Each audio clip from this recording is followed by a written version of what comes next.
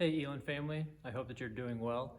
It's been a few weeks since we've done one of these midweek recaps. A few weeks ago, we had the revival service, and then last week we had our homecoming service, so we didn't do any midweek recap. But this past Sunday, I was back in the pulpit, and I missed being there, so it was great to be back. We were able to do our fifth week in the series of the miracles of Jesus, and we were able to look at Mark 5 and see where Jesus was able to heal and actually bring back to life a 12-year-old girl. And we saw how that connected with our sermon from a few weeks ago when Jesus had healed a woman who had been bleeding for 12 years. So those two stories connect because Jesus had just returned from being across the Sea of Galilee, and as he arrives, a large crowd gathers around him. And this man named Jairus comes out, and he asks Jesus, he actually pleads with Jesus to come and heal his daughter because she's on death's door.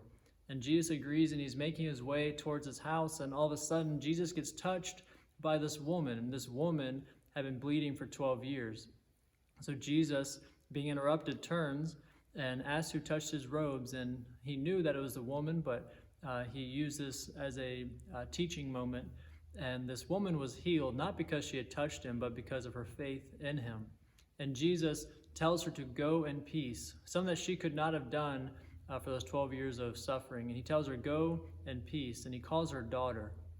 And then, remember, Jairus had already come and asked Jesus to come heal his daughter, and Jesus was on his way there when this all happened.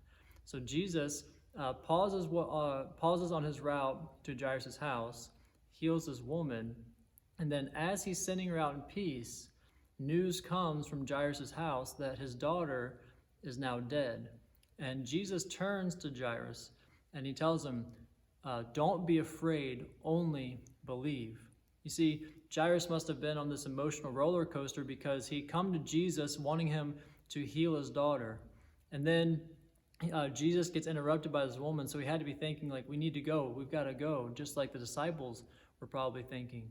But then he sees Jesus heal this woman. He has to think, wow, if he can do this for this woman, he can do it for my daughter. And in that moment, he's told that his daughter is now dead. So Jesus turns to him and says, don't be afraid, only believe. And if you go back to the original text, it's a direct command saying, the faith that you had before, the faith that you had when you came to me, asking me to come do this miracle, keep that same faith. Don't let fear seep into your life and distract you. The same faith that you had when you came to me knowing that I could perform this miracle, keep that same faith. Don't be afraid. And so he makes his way to his house, and sure enough, the girl is dead, but he's able to heal her, and he brings her back to life. And we saw the contrast of a woman who had been suffering for 12 years of bleeding versus a little girl who was only 12 years old and had brought so much joy into her family.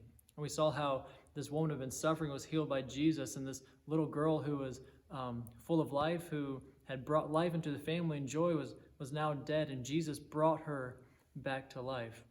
And we've just seen how Jesus can perform so many miracles, but what we really have been looking at in this whole series is that we need to put our faith and reliance in Jesus and understand that no matter what the circumstances are around us, to keep our faith, to keep our focus on him.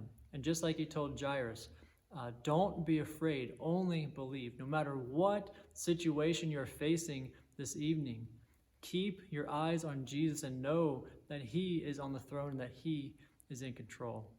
So I hope that I will see you this Sunday at 10 o'clock for our worship service, and I'm looking forward to it.